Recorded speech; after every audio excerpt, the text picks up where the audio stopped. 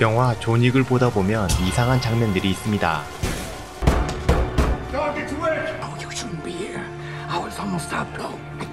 절대 안 고쳐주겠다던 의사는 금화 하나에 태도를 바꿉니다.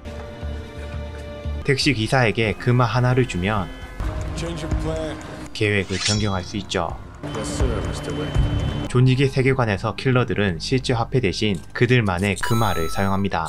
필요한 걸 구매할 때도, 시체 처리를 맡길 때도, 심지어 술 한잔 마실 때도 이 금화를 사용하죠. 킬러들의 세계에서 화폐 대신 대가를 지불할 때 사용되는 금화. 이 금화는 존윅4가 나올 때까지 매 시리즈마다 반복적으로 등장했는데요. 근데 영화를 보다 보면 이 금화의 가치가 도대체 얼마인지 예상할 수 없을 때가 있습니다. 술 한잔 가격과 자기 목숨 값이 동일하게 금화 하나로 퉁쳐지죠.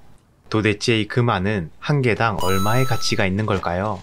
우리가 존윅 1편부터 궁금했던 금화의 가치는 약 10년이 지난 존윅4 개봉 당시 감독의 인터뷰를 통해 알 수 있었는데요. 존윅의 감독 체드 스타헤스키는 인터뷰를 통해 금화 한 개는 약 1000달러에 해당된다고 말했습니다. 우리 돈으로 약 140만원 정도의 가치가 있다는 거죠. 그럼 세계관 최강 바바야가 존윅은 얼마를 가지고 있었을까요? 바바야가 존윅이 집에 묻어두었던 금화는 총 960개로 환산하면 13억 4,400만원 가량, 비밀은행에 맡겨두었던 금화가 80개로 환산하면 1억 1,200만원, 책에 숨겨둔 비상금 5개 700만원까지 존윅의 자산은 총합 14억 6,300만원이 됩니다. 여기저기 숨겨둔 비상금이 더 있다면 약 15억 정도인데요. 존윅의 이름값에 비하면 대단히 검소한 금액이죠. 쉽게 말해 산티노가 아내와 함께했던 저 멋진 집만 날려버린 게 아니라 존윅이 평생 모은 약 13억을 집과 함께 묻어버렸습니다. 다 걷어내고 찾을 수야 있겠지만 존윅이 빡이 칠 수밖에 없죠. 감독은 금화의 가치보다 더 중요한 건 금화의 상징성이라고 말했는데요. 금화를 사용하는 이유는 추적할 수 없는 화폐였기 때문이며 금화의 가치는 세계관에서 크게 중요하지 않다고 말했습니다. 금화는 일종의 명함 혹은 출입증 같은 것으로 자신이 무언가를 필요로 할 때 금화를 내민다는 것은 자신은 킬러이자 이 세계에 속해 있으니 그에 맞는 특별한 서비스를 받겠다는 뜻이라고 합니다. 반대로 자신을 건드리면 어떻게 되는지도 상대방이 알 수 있게 하는 상호 간의 암묵적인 룰이 발동되는 것이죠. 감독의 말처럼 분명 영화에서는 금화가 명함 혹은 출입증처럼 쓰이는 장면들이 있었는데요. 호텔처럼 일반 고객이 많아 혼동하지 않도록 알려줄 때, 그들만의 비밀스러운 술집에 들어갈 때, 킬러만의 특별한 서비스를 받고 싶을 때, 위험한 상황에 도움을 청할 때 등 다양한 장면에서 마치 명함처럼 금화가 사용되는 장면들이 있었죠.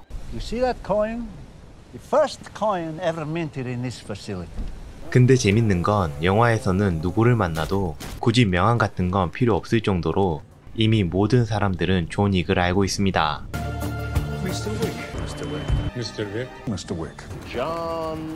그럼에도 불구하고 존윅이 굳이 명함처럼 금화 한 개를 내미는 이유는 킬러 세계의 이런 전통과 룰을 존중하는 것과 자신은 이곳에 은퇴한 킬러가 아닌 현역으로 찾아왔음을 나타내는 거죠. Now this coin, of course, it does not represent the monetary value. It represents the commerce of relationships. 근데 여기서 우리가 궁금해지는 건 감독의 말처럼 금화가 단순히 관계를 거래하는 상징성만 가지고 있다면 모든 일에 금화 딱 한 개면 되지 않을까요? 왜 어떤 일에는 금화 한 개를 또 어떤 일에는 4개를 주는 걸까요? 마치 일에 따라 더 대가를 지불해야만 하는 화폐처럼 말이죠. 이 금화에는 우리가 모르는 또 다른 비밀이 숨겨져 있는 건 아닐까요? 영화에서 다들 한 자리씩 한다는 빌런들을 유심히 관찰해보면 저마다 화폐와는 별도로 금화를 모으고 있습니다. 금화가 많을수록 자신의 영향력도 함께 올라가는 것처럼 말이죠. 이건 마치 게임 속 레벨업 토큰 같은 느낌인데요. Hey Harry, you keen on earning a coin? 이 세계에서 금화를 많이 보유한다는 건 단순히 돈이 많다는 뜻이 아닙니다. 금화는 킬러들의 네트워크 속에서만 효력을 발휘하는 폐쇄형 권력 증표인데요. 금화가 많이 모이면 어떤 일이 가능할까요? 많이 모일수록 더 높은 단계의 사람들과 접촉할 수 있고 더 큰 거래를 할 수 있으며 필요하다면 자신의 위치를 한 단계 끌어올릴 수도 있습니다. 현실에서 정치 후원금이 많으면 정치인의 발언권과 영향력이 커지는 것처럼 말이죠. 최고회의는 신분에 따라 날때부터 정해지는지 몰라도 그 아래 직급들은 그렇지 않다는 거죠. 즉, 그 말을 많이 모은다는 건 단순히 한 개당 140만 원을 버는 게 아니라 킬러 사회의 정치 자본이자 네트워크와 권력을 함께 버는 셈이죠. 흥미로운 건 그 많은 킬러뿐만 아니라 정보를 파는 브로커, 시체를 치우는 청소부, 총기 상인, 심지어 바텐더까지도 모읍니다. 이들에게 금화가 많다는 건 내가 중요한 사람들과 연결돼 있다는 증거인 동시에 자신이 능력 있는 사람임을 입증하는 일종의 경력 증명서인 셈이죠. 예를 들어 총기 상인이 금화를 많이 보유하고 있다면 그는 단순히 총을 파는 상인이 아니라 하이테이블의 중간 브로커들과 직거래할 수 있는 거상이 될 수 있습니다.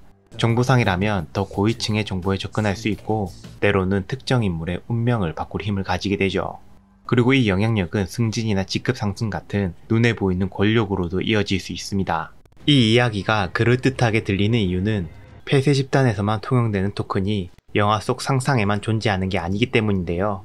우리가 모르는 현실과 역사 속에 늘 존재해왔죠. 중세 기사단을 떠올려보면 이들도 자신들만의 메달리온과 인장을 사용했습니다. 그것은 단순한 장식품이 아니라 신분과 충성심을 증명하는 토큰이었죠. 이 토큰은 기사단원임을 보여주거나 기사단 내부에서만 누릴 수 있는 권한을 입증할 때 쓰였습니다. 비슷한 맥락으로 전 세계에서 가장 오래된 사교 모임 프리메이슨도 자신들만의 토큰을 제작했습니다. 이 토큰은 외부인에게는 그저 장식품처럼 보이지만 내부인에게는 모임에 참석하거나 도움을 청하거나 심지어 신분을 인증하는 열쇠 역할을 했죠. 그리고 마피아 세계에서도 그들만의 특수 제작된 칩을 사용해 정부의 눈을 피했던 적이 있죠. 이렇게 폐쇄적이고 비밀스러운 사회에서는 언제나 내부인만 알아볼 수 있는 증표가 필요했던 것인데요.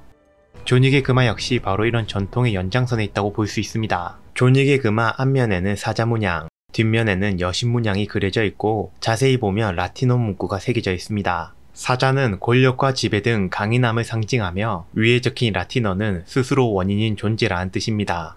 해석해보면 킬러 세계에서 자신의 선택이 곧 자신의 운명이며 그 결과에 대한 책임을 스스로 져야 한다는 의미를 담고 있죠. 여신의 생김새는 운명의 여신 포르투나와 닮아 있는데요. 위에 적힌 라틴어는 단결해서 힘이 나온다라는 뜻으로 킬러 세계에 속한 자라는 소속감과 권력, 그리고 충성을 상징한다고 볼 수 있습니다.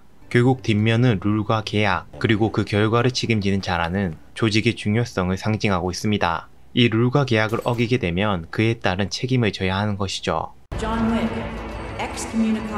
존윅 금화에 적힌 라틴어 문구 역시 영화 속 세계가 단순한 범죄 집단이 아니라 하나의 의식과 전통을 가진 사회라는 걸 은유적으로 보여주는 장치라고 볼 수 있죠. 이런 관점에서 본다면 왜 최고회의의 모습이 영국 왕실 귀족의 모습이나 미국 국회의원 같은 모습이 아니라 석유 재벌 같은 느낌인지 단번에 알 수 있죠. 만약 영화 속 금화가 단순한 돈이었다면 그 가치는 물가처럼 변동되거나 환율처럼 계산될 수 있었을 겁니다. 하지만 감독이 말했듯 금화의 진짜 힘은 숫자가 아니라 상징성이 있죠. 중요한 건 가격이 아니라 그 순간 그 말을 내미는 사람이 누구인지, 또 그 말을 내밀 때 하는 행위 자체가 열쇠가 된다는 것입니다. 겉으로는 돈처럼 쓰이지만 실제로는 누군가를 만날 때의 출입증, 킬러임을 나타내는 신분증, 상호 간의 계약 증서, 그리고 권력의 상징이라는 4가지 역할을 동시에 하고 있는 셈이죠. 이제 다시 한번 그 말을 중심으로 존윅 시리즈를 보게 되신다면 인물들이 그 말을 내밀 때의 표정과 상황이 전혀 새롭게 보이실 겁니다.